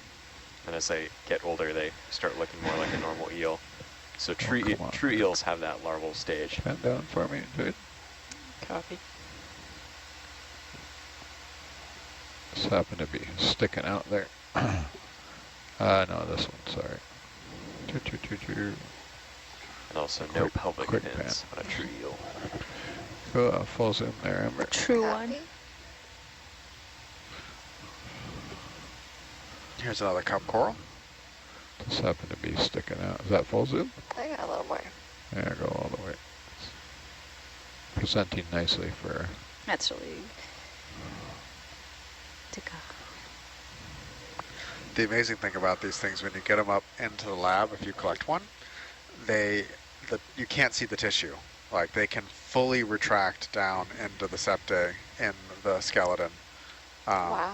To the point where, like, trying to get enough tissue for even a hope of getting genetics is almost impossible without cracking into the skeleton. I'm always amazed at how far these things can retract into their skeletons. All right, science is happy when Dan has got his fill of his favorite coral. Yeah, I'm good. Thank you. A couple of years ago, I did the RCA cruise off Oregon coast, and they brought up these instruments that were on top of a 2,500 meter mooring, but they're only a couple 100 meters under the surface. But they were just covered in cup corals, big, giant cup corals, like cupcake size and bigger. No? That's kind of interesting. Yeah, here's Yeah, a what good is this? here's a good Tip- example of Tipped over coral skeleton. we were talking about is a big bamboo coral looks like it made it home on a too small of a rock. And Yeah. then Oh, it and tipped then- over. Hubris. We shall call this coral Icarus.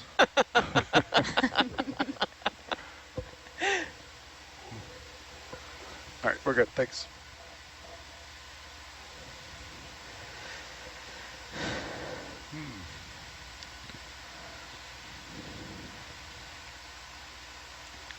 Maybe another possible target up there. Bridge nav, another 40 meters.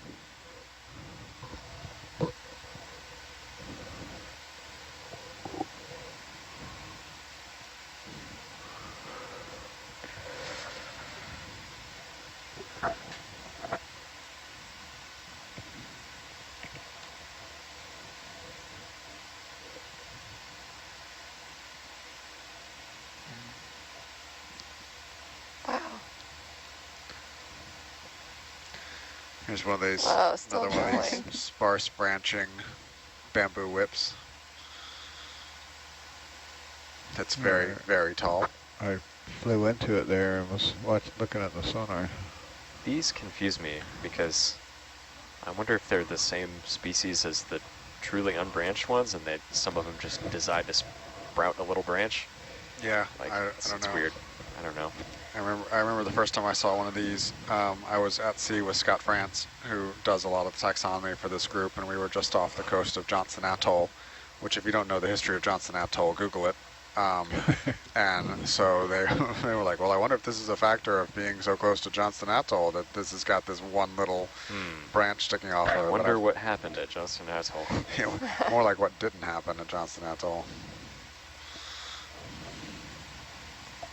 That was it. Sure. Hey, you turned your head in, did you? Me? Huh? Me?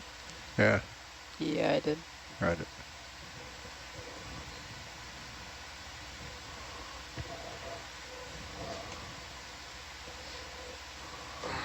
This is what you were picking up.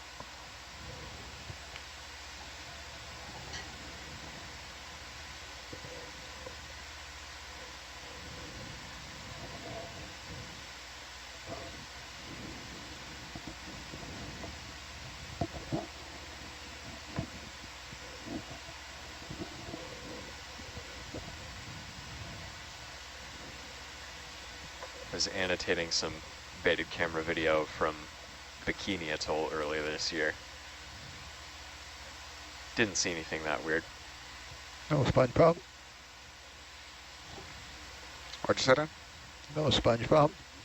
Nope.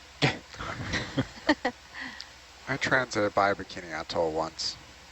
It didn't look like much except for the giant concrete bunker. It's by far the tallest thing on the atoll. Is it a bunker or is that waste storage? Bunker. Bunker. Observation post. Huh. Did they ever open it up? Can you go dive on all the ships down With there? special permits. I don't know how hard they are to get, but you do need a special permit to go in there. Last time I looked, which was several Probably years ago. Dosimeter too, I would imagine. You are limited, I believe, on how much time you can spend there. I did get to dive on one of the wrecks that was a ship that was stationed in Bikini Atoll for the tests, but did not sink and was towed to Kwajalein Atoll Yeah. for study, and then it sank there. I have dove that one. It's a pretty epic dive. The Prince Eugen.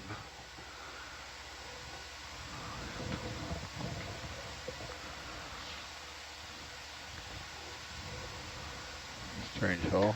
Looks like somebody drilled a hole.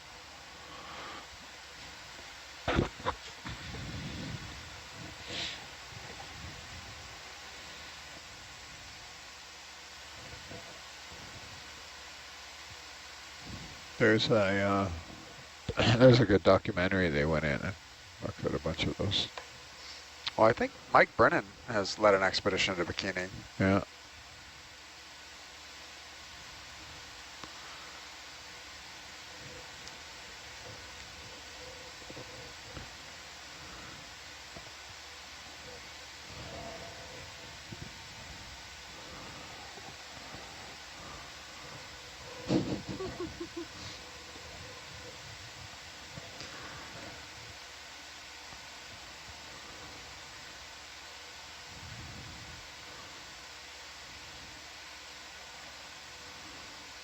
We take a look at this one, please. Sure.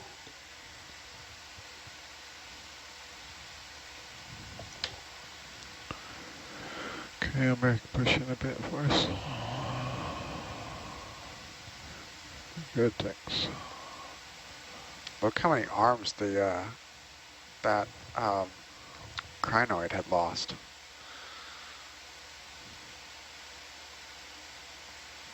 All right, that's great, thanks. And as we fly back, the Metallogorgia to top right, take a quick look at the very haggard, beleaguered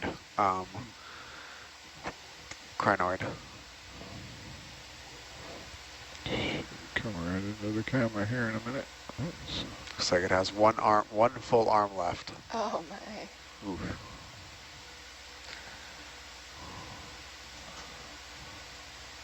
I forget, these ones are the brittle stars that eject their arms. More likely the brittle stars. Once we're done here, I'd like to take a look at this. All right, this we're done here. Right. Bridge nav, another 30 meters. From what I have seen of crinoids under the microscope and read about them in the scientific literature, I don't know how there's any like digestible material to be worth eating them. They are so hard and skeletal with so little actual tissue. Okay, Albert, push in there for me. It's amazing to me that anything would be able to get nutritive value out of a crinoid.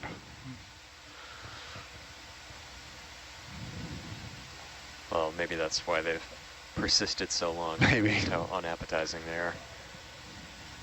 Little Anthomastus down there. Yeah, some bryozoans there too, lurking in the... Oh, baby chryso too.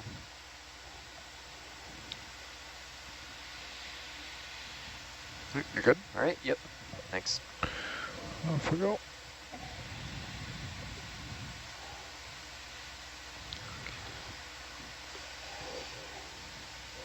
You need to come up, Jaden, pretty quick. Like, panic up. Pseudo-Anthomastus. Thanks, Tina. I can never tell those apart. Not without a really, really good zoom.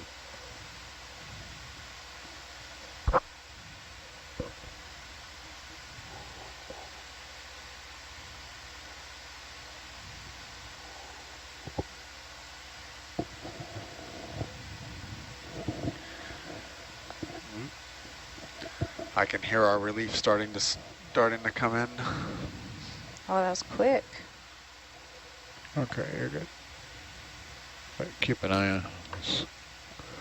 Why don't you stop it up there, Chris? Yeah, bridge, nav. Let's hold position here. See if I can get back in the box But I here. see a huge coral. Maybe step back a bit for him. Say again, Dan?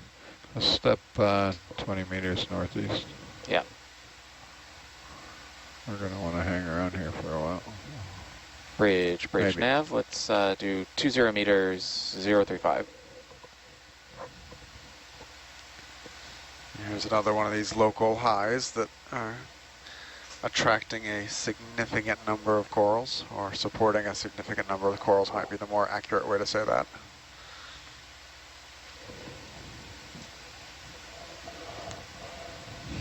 You want to hang out here, or are you happy to? We can take a quick survey, or we can find something pretty to look at and change over.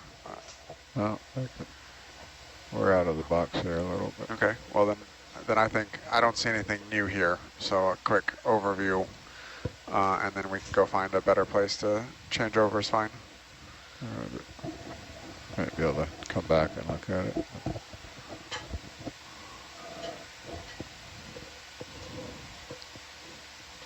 I just want to inform our audience, the 48 shift is about to end, and we will start to switch out in a bit, and we'll see you next time.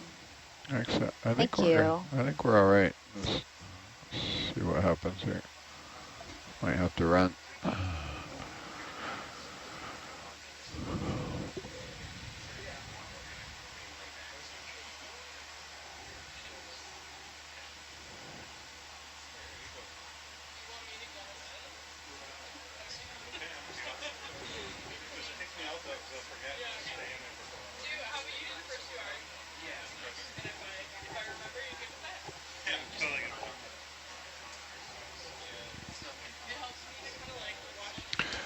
I'm gonna sign off. If you're, we'll try and hang around here for a swap.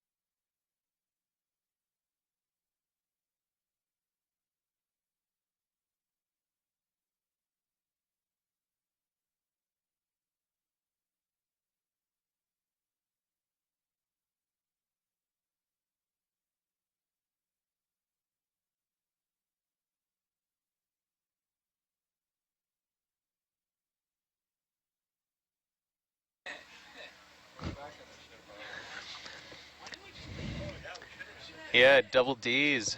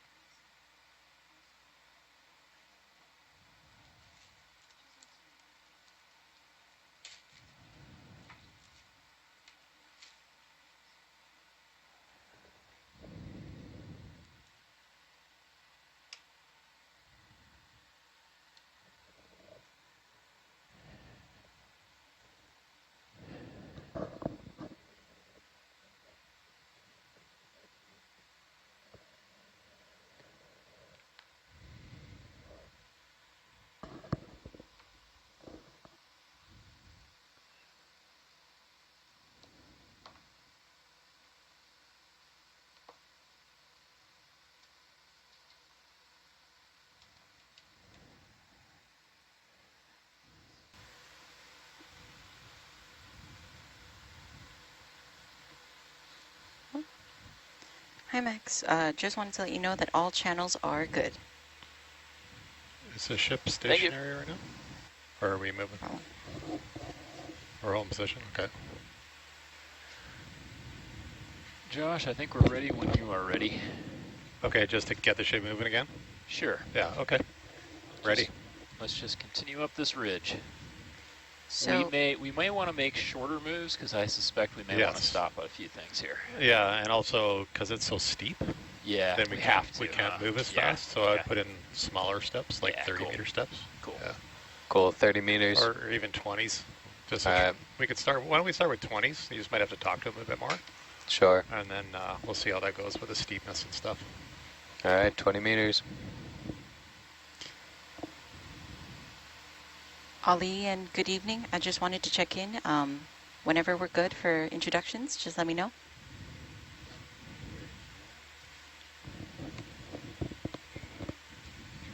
Look at this fan. Can we zoom on the fan just for a bit? This thing is amazing. We'll zoom in, please. You want a close-up of the polyps? Or? Yeah, probably.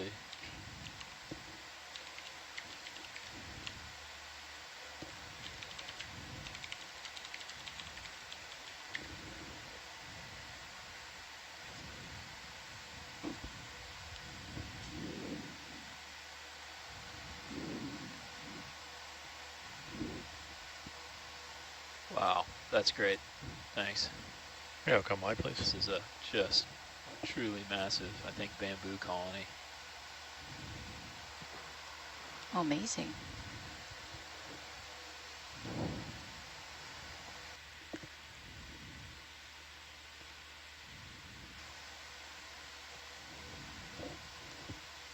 Are we good to do some introductions? Sure. You want to start with the back row? Yes, I would love to. Ali, and good evening, everyone. My name is Amanda Dedicatoria, and I'm sitting here in the Science Communication Fellow Chair for the 8 to 12 watch. Good evening, everyone from Palau. My name is Menzel Meril. I am the cultural liaison on board, but my day job, I work for the Office of the President of the Republic of Palau. Good to be here tonight. Thank you. Ali, everyone. My name is Jeff Drazen. I am the watch team leader. My day job is being a professor at the University of Hawaii, and I'm a deep sea ecologist, and I focus on studying deep sea food webs and deep sea fishes. Awesome, thank you. Captain, my name is Greta Sartori. I work as a researcher for the Palau International Coral Reef Center, and today I'm going to be here in science seat number 2, taking some still pictures and helping Jeff spotting some fishes. Awesome. Absolutely. Good job, Greta. Ali, good evening, everyone. My name is Noelle, and I'm the science coordinator for the Ocean Exploration Trust, and I am the data logger for this shift. Thank you.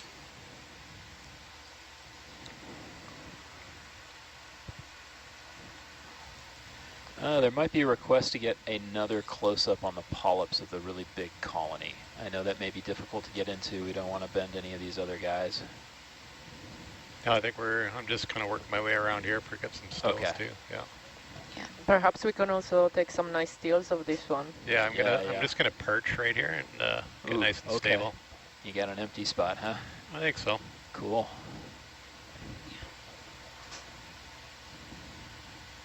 And how about you, Max? Whenever you're good for an introduction. I want to get nice and close. Yeah, my name is Max. I am a video engineering intern on the Nautilus, so I am doing the video, sitting in the video seat today. Thank you. Oh, sorry. My name is Rai, and I am in the Atalanta co-pilot seat today. But at halfway through the shift, Josh and I are going to switch seats, so don't let me forget. Exciting. Yay. Can we get more zoom on those, or are we still settling? I'm just going to try and settle a little more. Yeah, okay. Sorry, I slipped off my little perch no worries.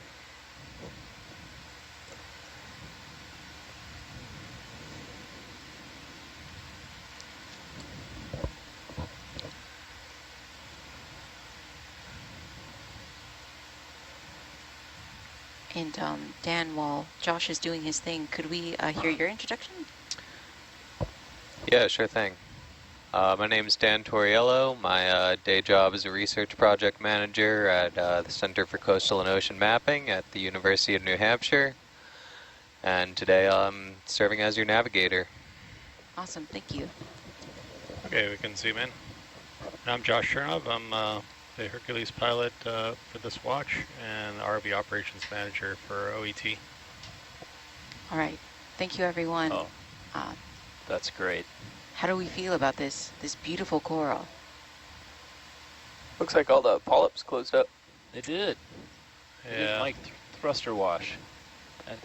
But that's okay. We still get to see the branching pattern, and I'm hoping they can see some of the experts will be able to see some of the key characteristics, spines, I think, on the bases of the polyps and things like that. Can we pan up or tilt up just a little bit towards one of the tips of the branches? There's a few. Yeah, there we go. Outstanding.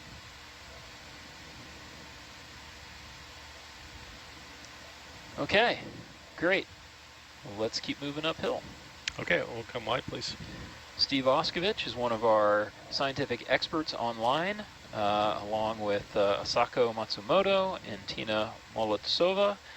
These are all experts in deep sea corals, and they are saying that this is Keratoisis J-clade.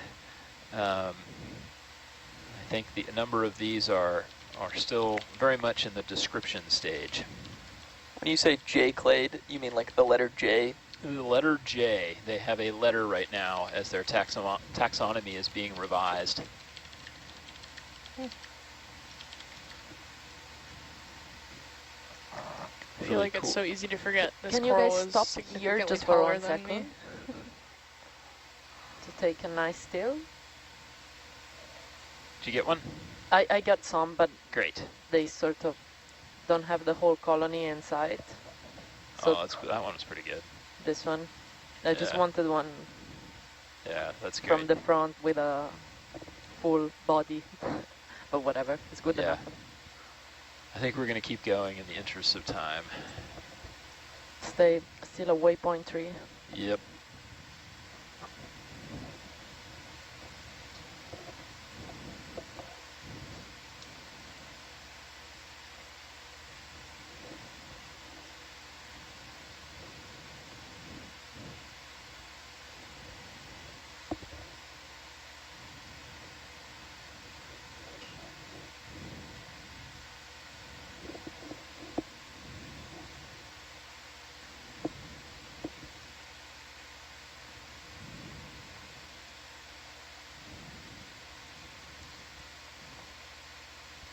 Really a stunning landscape here.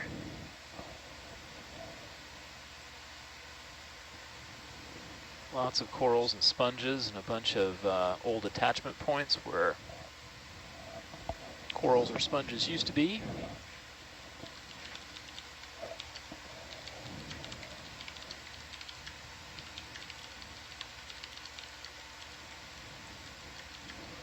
Can we zoom in on the sea star eating that bamboo coral for just a moment? Sure.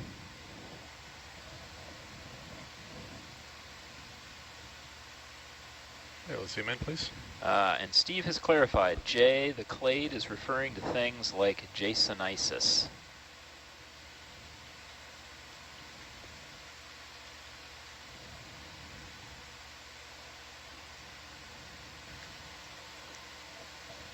Are there a lot of sea stars that eat coral? Yeah, there's a number of sea stars that do. This might be